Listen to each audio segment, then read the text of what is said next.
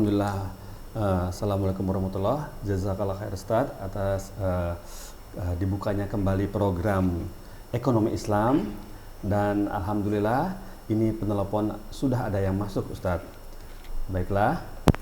Assalamualaikum warahmatullahi wabarakatuh. Fatwa TV. Waalaikumsalam warahmatullahi wabarakatuh. Baik, dari siapa, di mana?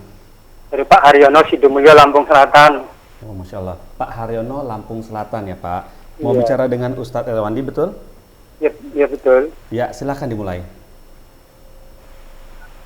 Assalamualaikum Pak Ustaz. Assalamualaikum warahmatullahi wabarakatuh, Pak Haryono.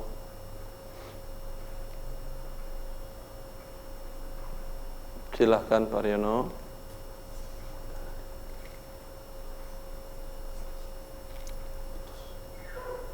Assalamualaikum. Terputus sepertinya. Ya. Afwan. Baiklah pemirsa, masih kami tunggu partisipasinya bagi yang ingin menelpon. Baik. Assalamualaikum warahmatullahi wabarakatuh. Fatwa TV Ekonomi Islam. Ini Pak Haryono kok putus tadi? Oh iya, maaf gangguan teknis Pak. Maaf. Monggo Pak, silakan. Sudah disambungkan ke Ustadz Erwandi Tarmizi. Ya. Assalamualaikum Pak Ustaz. Assalamualaikum warahmatullahi. Mau nanya nih Pak Ustaz. Ya Pak Haryono. Kalau zakat mal itu disalurkan sendiri nggak melalui amil itu gimana hukumnya? Lebih bagus. Lebih Dengan bagus. syarat Anda tahu bagaimana cara menghitungnya dan siapa yang berhak menerimanya. Ya. Kalau Anda tahu berapa yang dikeluarkan, Ya. dan Anda bisa mengecek sendiri fakir miskin yang ada di keluarga besar Anda atau tetangga Anda, lebih baik. Anda salurkan ke lembaga resmi, mungkin orang dekat Anda tidak mendapatkan manfaat dari zakat Anda tadi. Nah itu yang saya maksud Ustaz. Iya, boleh, memang bagus seperti itu. Ini ada, lagi Ustaz. Kalau zakat mal padi itu nisabnya berapa kilo sih Pak? 6 wasak. Ya, berapa kilo? 6 wasak itu ukuran volume Pak Haryono. Ya. 6 wasak itu sebanyak 1 wasak sama dengan 60 sok. Jelas? Kalau kurang jelas, taruh Indonesia berapa kintal Pak? Ya sabar dulu, saya kan lagi baru menjelaskan ke Anda. Oh iya. 1 berarti 5 wasak sama dengan 300 sok. 1 sok sama dengan 4 mud. Mud itu ini. 1, 2, 3, 4. Jelas? Ya jelas. Ya. Berarti 5 wasak. Tadi berapa? 300 dikali 4 menjadi 1200 mud. Ya. Dan itu tidak bisa dikonversikan kepada berat. Ya. Karena kan dia adalah volume. Oh ya. Ya. Maka caranya yang terbaik kalau daripada Anda 1200 kali begini kan capek juga. Ternyata nanti setelah dihitung, Masya Allah cuma dapat 1190. Berarti tidak wajib. Wajib memang tidak, tapi tangan udah capek 1000 kali melakukan satu mud tadi. Maka ambil, karena kalau dikonversikan ke berat, ambil bagian bawah 1, masukin ke timbangan yang digital yang angkanya ada di belakang angka koma-komanya, sehingga ketepatannya tinggi. Ya. Hitung, catat. Ambil di bagian tengah, masukin ke timbangan digital tadi, catat. Ambil dari semua sampel yang perkiraan Anda sudah mewakili keseluruhannya. Ambil berapa 1 sok itu rata-ratanya. Mungkin dari bagian bawah 1 sok itu umpamanya 650 gram. Dari bagian atas karena sudah mulai mengering, bahkan sedikit kering, mungkin menjadi 539 gram.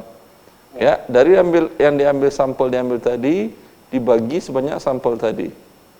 Sehingga dapat angka berat gramnya 1 mud dikali 1200.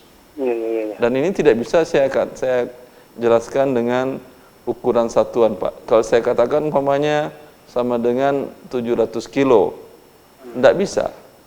Karena beda beras, beda kepadatannya, beda padinya, beda tingkat kekeringannya, kelembabannya, berbeda berat. Ya beda. Jelas Bapak? Ya jelas. Ya. Satu lagi Ustaz nih. Silahkan. Silakan. Kalau ini apa, ada proyek bangunan itu naruh material di tempat kita, Meteran listrik, bukan material seperti batu itu, meteran batu apa? Oh, material. material Dan meteran keringat saya, mau maaf Pak. itu ditaruh di tanah saya nggak habis, terus dimanfaatin, saya manfaatin boleh nggak? Itu kan bukan punya Bapak. Dia naruh, memang dia berdosa. Tapi Ya. bukan karena dia berdosa itu menjadi halal bagi Bapak. Gitu ya. Iyalah. Kalau Anda izin bilang ke dia, ini bayar dong sewa. Iya, iya. Sewanya umpamanya materialnya kalau semen ada 1.000, bayar dong 2 sak semen. Sewa tempat. Atau kalau pasir umpamanya bayar 1 gerobak dan seterusnya. Atau kalau enggak bayar pakai uang. Iya. Ya. Ya, makasih Pak Ustaz ya. Ya, Pak Diano. Assalamualaikum. Waalaikumsalam Assalamualaikum warahmatullahi wabarakatuh. Alhamdulillah, tadi Bapak Haryono di Lampung Selatan selesai pertanyaannya. Baiklah, bagi pemirsa yang masih ingin bergabung atau menanyakan permasalahan ekonominya, bisa telepon di 84, tentunya di kode Jakarta ya, 021 84 94 1126. Diulang ya, 021 84 94 1126. Baiklah, selama sambil menunggu Ustadz Erwandi, ini ada penanya dari meja redaksi ini, Ustadz boleh dijawab ya? Silakan. Dari Bapak Erik Wardani di Surabaya. Pertanyaannya, apakah hukumnya seorang muslim atau muslimah yang mengikuti atau membeli asuransi kesehatan atau jiwa atau pendidikan atau jaminan hari tua dalam kurung dana pensiun, Ustadz? Mohon pencerahannya. Semua yang disebutkan oleh penanya dari Jawa Timur tadi, itu semua akadnya mengandung unsur gharar. Asuransi kesehatan, asuransi jiwa, asuransi apa satu lagi tadi? Pendidikan dan jaminan hari tua. Jaminan hari tua. Ya. Ya, Maka hukum asalnya adalah tidak boleh atau haram. haramnya. Ya. Baiklah. Akan tetapi ada beberapa bentuk jenis asuransi tadi atau jaminan hari tua tadi yang memang Anda mau tidak mau ada di dalam program hidup Anda.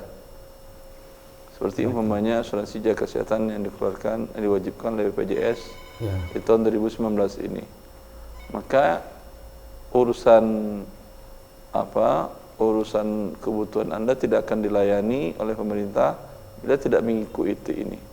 Maka ini artinya diwajibkan, apa boleh buat, maka Anda harus mengikutinya. Ya. Baiklah, alhamdulillah Ustaz. Baiklah, berikutnya masih sambil menunggu penelpon yang masuk. Jangan lupa pemirsa Fatwa TV bisa telepon di 02184941126. Baiklah Ustaz, ini ada penanya lagi di lewat WhatsApp penanya. Oh, Masya Allah, ada yang masuk. Assalamualaikum Fatwa TV. Ya, assalamualaikum Pak. Ya, waalaikumsalam. Dari mana? Dari Pak Indra dari Padang Pak. Pak Indra di Padang ya. Mau bicara dengan Ustadz Erwandi? Ya Pak. Baik, silakan. Assalamualaikum Ustaz. Assalamualaikum warahmatullahi wabarakatuh, Pak Indra. Ini Ustaz, kami family ada sekitar 20 orang lebih lah. Jadi setiap bulannya ngumpulkan uang 50.000 rupiah.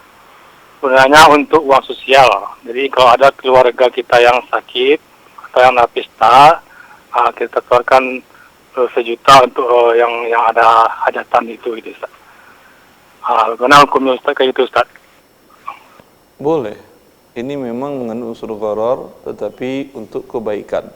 Di mana masing-masing memberikan tabarru' atau memberikan dana sosial. Ya, sebagaimana Rasulullah SAW pernah memuji kaum Asy'ari. Kaum Asy'ari itu suku dari Yaman. Mereka tinggal di Madinah, hijrah ke Madinah dekat dengan Rasulullah SAW. Lalu rawi menceritakan bila terjadi musim susah, makanan pokok di Madinah, maka suku ini mereka mengumpulkan makanan pokok yang ada di rumahnya. Mungkin ada yang membawa gandum 5 mud, ada yang membawa gandum mungkin 1 ember, ada yang membawa mungkin cuma 1 genggam, ada mungkin yang sudah memang tidak ada. Ya. Lalu semuanya dikumpulkan dan mereka bagi rata. Ya, berarti ini kan mengandung unsur mungkin dapat, mungkin tidak. Mungkin dapat lebih sedikit, mungkin dapat lebih banyak. Ya, tetapi karena tujuannya adalah tolong menolong, ingin membantu anggota yang susah dalam kerabat keluarga besar tadi, maka Rasulullah SAW memuji mereka dan mengatakan, ana minhum wa hum minni. Aku adalah bagian dari kaum tadi dan kaum tadi adalah bagianku, menunjukkan Rasulullah menyetujui perbuatan mereka tadi. Wabillahi taufiq. Ya, terima kasih Ustaz. Ya, Pak.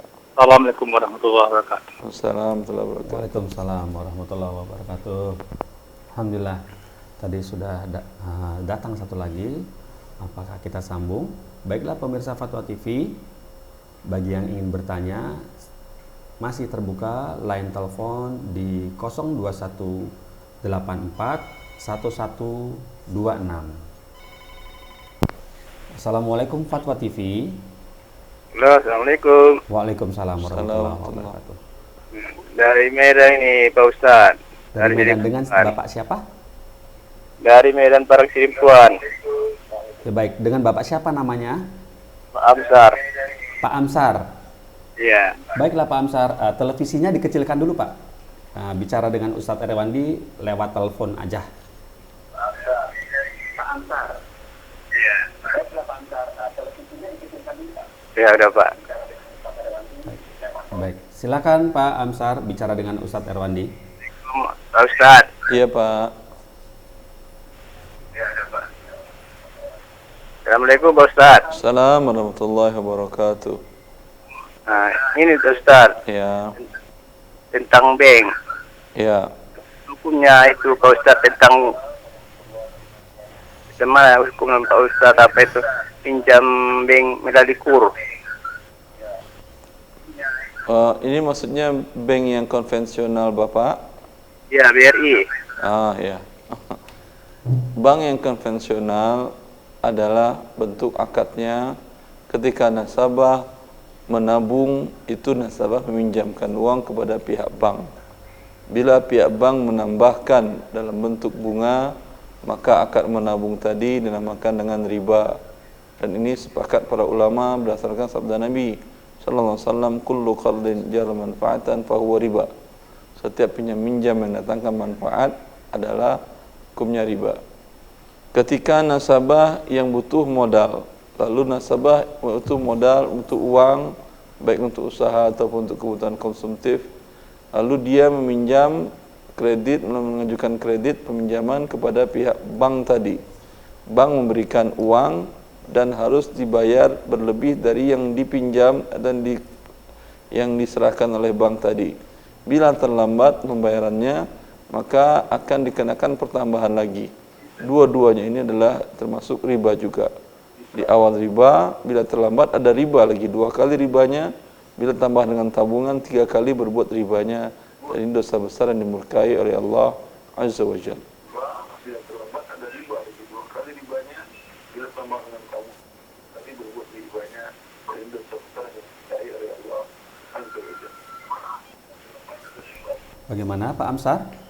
Nah, terima kasih Pak Ustaz. Ya, Assalamualaikum. Pak Amsar. Assalamualaikum warahmatullahi wabarakatuh. Waalaikumsalam warahmatullahi. Alhamdulillah Fatwa TV. Alhamdulillah Pak Ustadz, ini sepertinya antrinya cepat nih Ustadz ya. Baiklah, kami buka lagi. Assalamualaikum warahmatullahi wabarakatuh. Fatwa TV. Terputus. Alhamdulillah. Assalamualaikum Fatwa TV. Waalaikumsalam. Masya Allah. Ya, dari siapa Pak?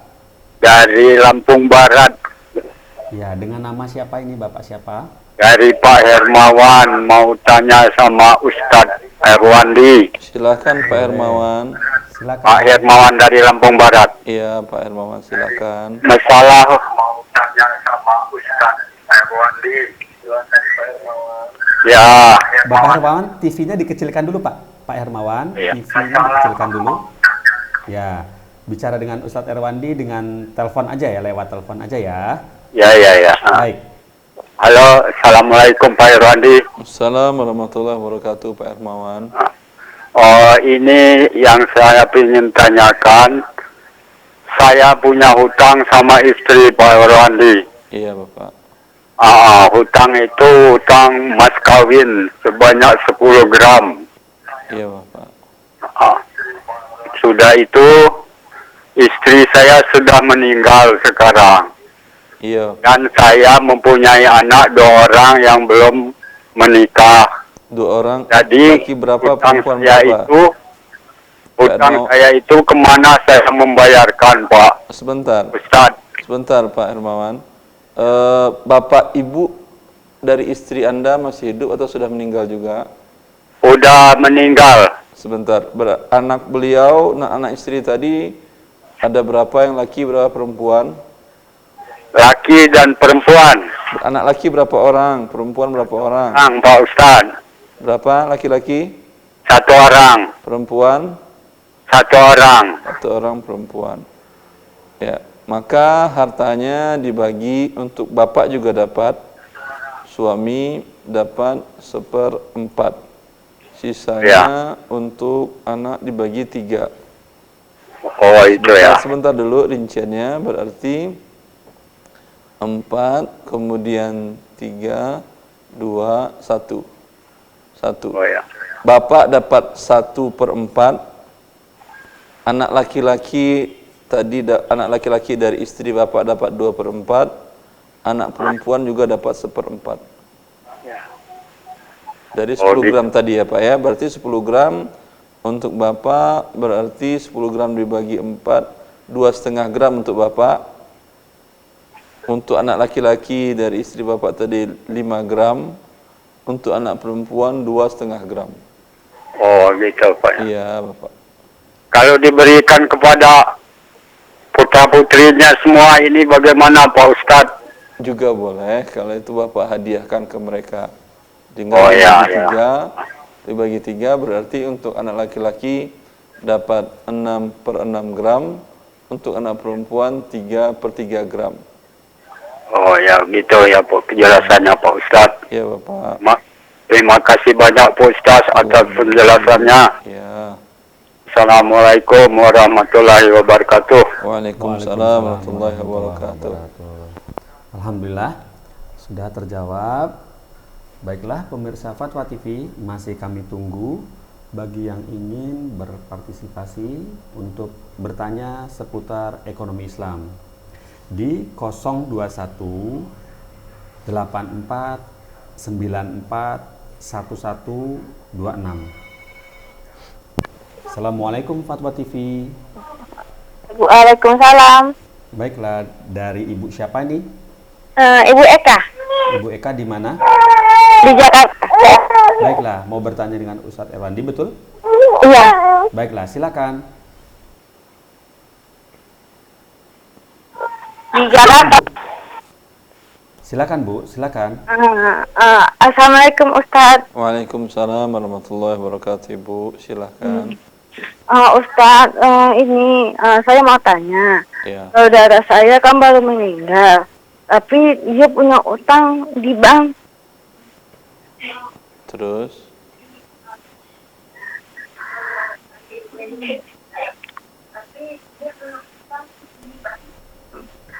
Itu tuh Ustadz kami berusaha untuk itu membayar utangnya, tapi sama bang belum dikasih jalannya buat bayar utangnya, gimana Ustadz? Apa kata jawaban Bang? Saya tunggu dulu Ustadz. Nggak paham saya Bu.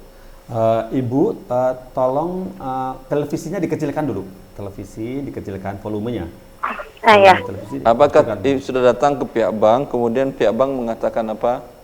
Kata bang kan itu bunganya nggak bisa dimatiin, tapi sama saudara saya disuruh bisa nggak kita matiin bunganya, tapi yang utangnya kita bayar lunas.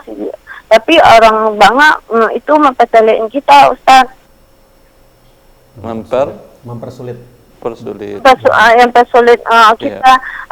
Apa saudara saya itu karena ada utang, apa dia tenang di kuburannya, Ustaz, apa gimana, Ustaz? Tapi keinginan kita udah mau bayar, ada, Ustaz, ke banknya, Ustaz.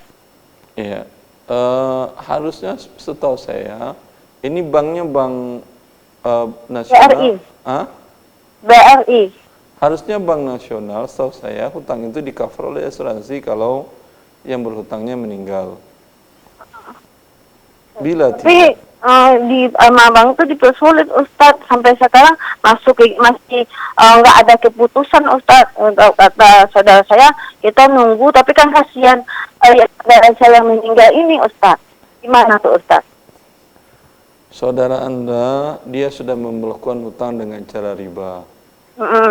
Ya, kalau dia bertaubat sebelumnya, dia yang seharusnya menutupi hutang riba yang tadi. Tapi qadar Allah dia wafat, hutang ribanya belum ditutupinya. Belum. Ya, otomatis dia sudah berdosa. Kalau kemudian sekarang Anda bayarkan bunganya, berarti Anda ikut juga berdosa. Kewajiban Anda hanya membayarkan dari harta dia itu, kalau dia punya harta, dari hartanya yang wajib dibayarkan hanya pokok utangnya saja. Iya. Tapi keputusan dari bank bayar bunganya itu masih belum Tunggu aja sampai mereka menyetujuinya. Tapi itu, Ustaz, belum ada keputusan sampai sekarang dari banknya, Ustaz. Tapi kan saya dari pihak keluarga ingin melunasi utangnya. Tapi sama pihak bank harus bayar bunganya. Tapi sekarang kami udah pasrah aja menunggu keputusan bank, Ustaz. Gimana menurut Ustaz? Memang itu yang terbaik. Karena kalau Anda lakukan membayar bunganya, Anda pun ikut berdosa. Ya. Jadi modal itunya pinjaman aja yang dibayar, Ustaz? Iya, hanya pokoknya saja, Ibu. Tapi Ustaz, gimana nasib saudara saya yang baru 1 bulan meninggal, gimana ya, Ustaz?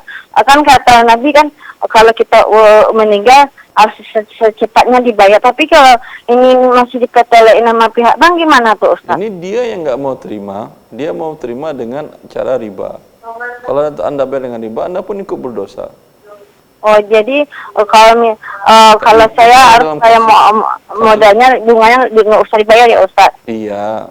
Kemarin sempat 1 bulan dibayar sama saudara saya waktu saya sudah meninggal itu, Ustaz, sempat dibayar 1 bulan karena menunggak, kata saudara saya. Harus dibayar, kata orang banknya, Ustaz. Orangnya udah meninggal, masa dia bangkit lagi dari kuburnya pergi bayar? Iya, kata saudara saya, masa sih Kak, ini kata pihak bang harus dibayar, soalnya ini udah sebelum meninggal udah datang surat edarannya. Tapi kan kita kemalangan, masa sih dia minta bunga ke kita, Ustaz, tapi sempat dibayar 1 bulan sama saudara saya, Ustaz. Saudara Anda berdosa membayar bunga riba. Jadi kalau bayar utangnya saya nggak berdosa ya, Ustaz, tapi bunganya kewajiban saya ya, Ustaz. Iya, kewajiban. Bukan kewajiban ahli waris. Kalau saudara Anda meninggalkan harta, dari hartanya dia dibayar. Kalau dia tidak punya harta, ya, tidak ada kewajiban Anda satupun. Tapi ninggalin rumah, Ustaz, tapi istrinya itu, Ustaz, punya anak dan istri, Ustaz. Berarti ada hartanya. Iya. Itu dibayarkan dari hartanya. Oh, bayarkan dari hartanya. Iya, pokoknya saja dengan bunganya. Oh, jadi kewajiban saya bayar nggak ada ya, Ustaz? Tidak. Ya gitu ya, Ustaz. Makasih banyak ya, Ustaz. Assalamualaikum, Ustaz. Waalaikumsalam warahmatullahi wabarakatuh. Terima kasih, Ibu Nisa. Baiklah, pemirsa Fatwa TV, masih ada waktu untuk bergabung, bertanya. Ada, perlu saya jelaskan sedikit. Mari, monggo, Ustaz. Ada satu hal yang perlu dipahami oleh kaum muslimin, kaum muslimah dalam bila ada kasus seperti tadi, salah seorang kerabatnya wafat dan dia meninggalkan hutang. Apakah kerabat yang lain berkewajiban membayar? Jawabannya tentu tidak. Kalau yang meninggalkan harta warisan, memang wajib dibayarkan dari harta warisannya. Kalau dia meninggal tidak meninggalkan harta warisan, maka pihak keluarga tidak berkewajiban. Tapi kalau ingin membayar, tentu bagus agar selamat orang saudaranya yang meninggal tadi dari siksaan Allah Azza wa Jalla. Ya, maka selagi Anda masih hidup, jangan berutang kecuali Anda perkirakan aset Anda bisa menutupi hutang tadi. Kalau Allah mencabut nyawa Anda dalam beberapa saat setelah berhutang tadi, dengan syarat hutangnya tidak mengandung unsur riba. Bila mengandung unsur riba, sudah berdosa Anda pada saat melakukan transaksinya, apalagi bila terjadi ribanya. Ya. Di dalam hadis diriwayatkan Imam Bukhari bahwasanya dijelaskan itu di awal-awal negara Islam bahwasanya Rasulullah SAW tidak mampu membayarkan hutang para sahabat yang meninggal. Maka Rasulullah mengatakan, saya tidak mau mensolatin, silakan kalian yang lain mensolatinya. Lalu Abu Qatadah berdiri dan beliau yang membayarkan hutang tadi. Dan dia pun tidak ada hubungan kerabat dengan yang meninggal, tapi hanya sekedar ingin membantu orang yang dalam kesusahan dan dia sudah wafat. Berarti ini menunjukkan kerabat tidak ada tanggung jawab dalam hal ini. Yang berhutang istrinya, yang berhutang adiknya, kenapa kakaknya yang dibebani? Kalau dia ingin membantu, itu sebuah kebajikan. Lalu menjadi kewajiban siapa dari hartanya? Kalau hartanya tidak cukup, kewajiban siapa? Di sanalah kewajiban pemerintah. Maka Rasulullah SAW mengatakan ketika falamma fatahallahu alaihi futuh, tatkala Allah memberikan banyak perbendaharaan kepada Rasulullah dan harta Baitul Mal banyak, maka Rasulullah mengatakan, ana aula bi anfusikum, ana aula bi ahadikum min anfusikum. Saya lebih berhak kepada kalian daripada kalian kepada diri kalian. Siapa di antara kalian yang wafat dan meninggalkan hartanya untuk ahli warisnya. Dan siapa di antara kalian yang wafat dan meninggalkan hutang, fa alayya qada'uha, maka saya atas nama negara yang membayarkannya. Para ulama menjelaskan hal ini, di antaranya Imam Rafi'i, ulama mazhab Syafi'i, ulama besar mazhab Syafi'i, beliau mengatakan setelah Rasulullah SAW wafat, maka ini menjadi kewajiban pemimpin kaum muslimin, jadi kewajiban pemerintah. Kalau dalam bernegara kita berarti negara dengan sistem presidentil, maka presidenlah yang wajib membayarkan hutang rakyatnya bila rakyatnya berhutang dan dia meninggal dalam keadaan berhutang. Bila tidak, maka fa'alaihil ism. Itu yang dijelaskan oleh para ulama kita. Maka yang berdosa pertama adalah pemimpin, presidennya atau rajanya atau gubernurnya dan seterusnya. Ya, maka subhanallah. Itu, Ustaz. Baiklah. Negara Islam adalah negara yang membahagiakan rakyatnya. Fungsi pemerintah membayarkan hutang rakyatnya. Wallahu ta'ala a'lam. Baiklah Ustaz, seperti itu ya. Ini sepertinya sudah ada penelpon masuk.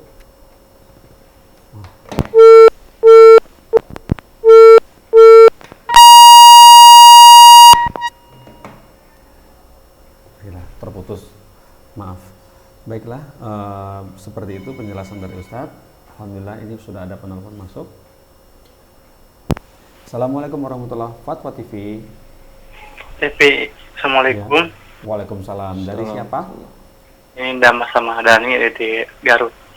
Maaf, dari Garut. Dengan Bapak siapa nih? Dani. Bapak Dani di Garut. Silakan, bisa disambungkan dengan Ustadz Erwandi. Silakan. Assalamualaikum Pak Ustadz. Assalamualaikum warahmatullahi wabarakatuh, Pak Dani. Saya mau bertanya gimana hukumnya menukar tanah 1 are dengan 2 are gitu. Boleh. Boleh ya Pak Ustadz? Boleh sekali. Yang penting saling redho kan ya? Iya Pak Ustadz gitu. Boleh. Nah, segitu Pak Ustadz. Terima kasih. Allah barik fiik. Assalamualaikum.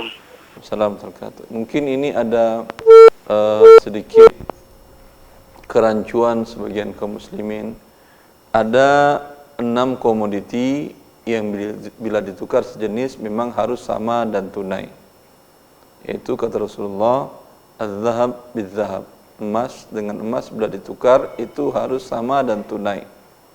Gak bisa emas yang satu punya Anda umpamanya cincin 9 gram ditukar dengan emas batangan 10 gram. Tidak bisa, harus sama beratnya dan harus tunai langsung diserah terimakan.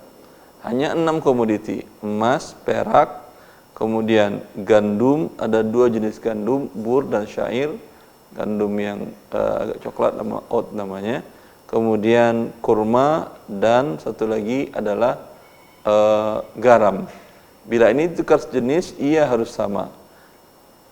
Dan disamakan dengan dan dikiaskan, dianalogikan dengan 6 komoditi ini, komoditi yang sama maknanya. Emas dan perak di masa Rasulullah adalah sebagai alat tukar, ya, penilai harga dalam mata uang. Maka menukar rupiah dengan rupiah harus sama dan tunai. Berbeda jenis menukar rupiah dengan dolar, yang penting harus tunai. Kalau harus sama, tentu yang punya dolar tidak mau, 1 dolar 1 rupiah. Ya, tapi yang penting harus tunai.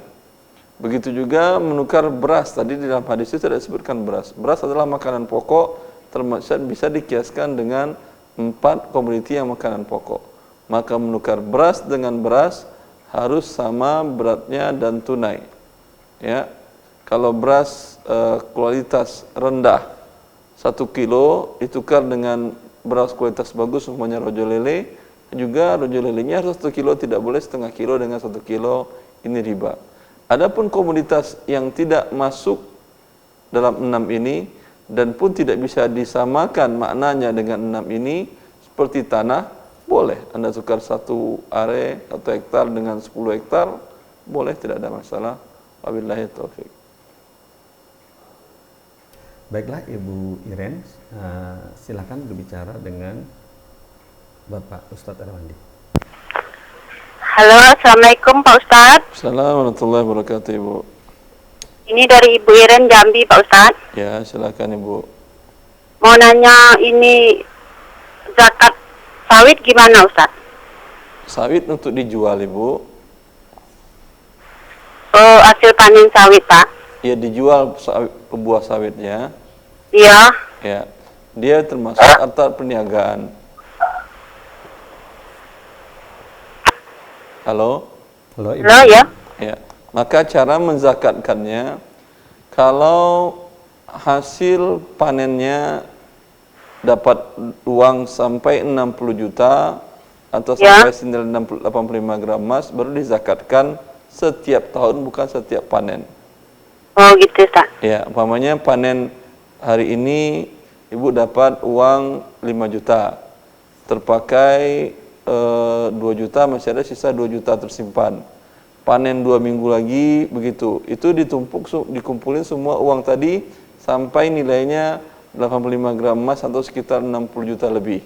Bila sudah sampai 60 juta lebih, tahun depan ya kan dia bertambah lagi terus dengan hasil masuk tadi, baru dizakatkan.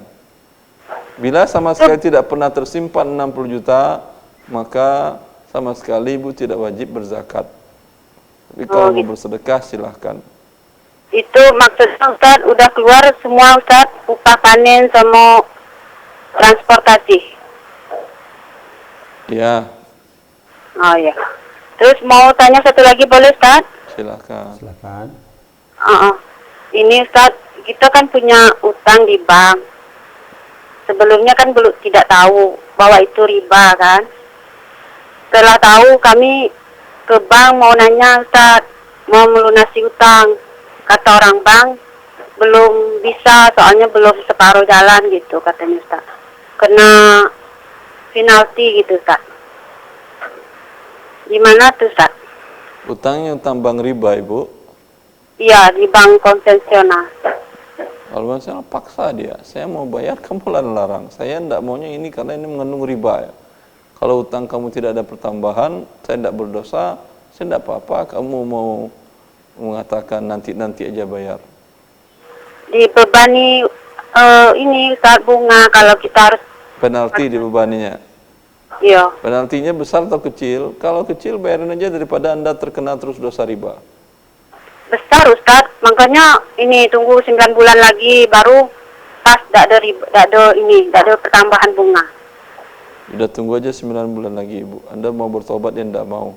Tapi telepon aja dia hubungi tiap hari, ini gimana kau orang mau bayar enggak mau terima-terima begitu. Oh iya, makasih. Ya, biar dia stres, kemudian dia mau menerima.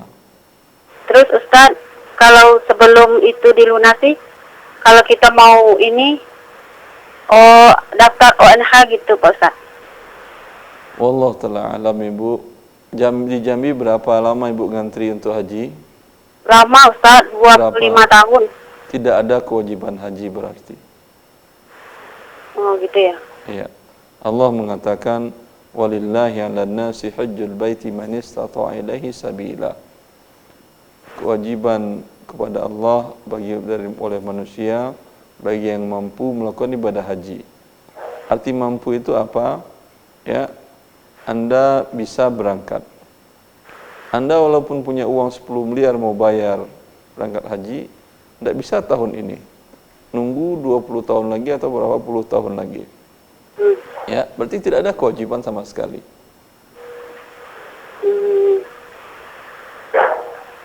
20 tahun ada jaminan Ibu masih hidup? Oh, jadi kayak mana tuh Ustadz jalan keluarnya Ustadz? Jangan daftar ibadah haji sampai nanti problem antrian itu diurai oleh negara. Bila tidak urai jangan. Karena kalau Anda mendaftar lagi, uang Anda akan digunakan lagi dan belum tahu Anda 25 tahun lagi masih hidup atau uang Anda masih ada. Oh ya Allah. Lebih baik Anda putar saja uang itu. Ketika terurai masalahnya, baru pergi berangkat, baru ada kewajiban. Lebih baik umroh ya Ustadz ya? Umrah di bulan Ramadan, iya. Kata Rasulullah SAW, ya, al-umratu fi Ramadan kahajjatin ma'i. Umrah di bulan Ramadan sama pahalanya dengan haji bersama aku, kata Rasulullah SAW. Ya Ustadz. Ya, Terima kasih Ustadz. ya. Assalamualaikum. Assalamualaikum warahmatullahi Waalaikumsalam warahmatullahi wabarakatuh. Baiklah Ustadz, sepertinya waktu juga yang sudah cukup. Silakan Ustadz untuk ditutup dengan kesimpulannya. Ya, semoga kita kaum muslimin, kaum muslimat hidup di atas dunia ini sesuai dengan pedoman yang telah ditentukan oleh Allah dan Rasulnya Sallallahu Alaihi Wasallam. Dengan demikian kita mendapatkan kebahagiaan di dunia serta kebahagiaan abadi di akhirat. Wallahu litaufiq. Wassallallahu ala nabiyyina Muhammad wa alihi wa sahbihi wasallam. Assalamualaikum warahmatullahi wabarakatuh.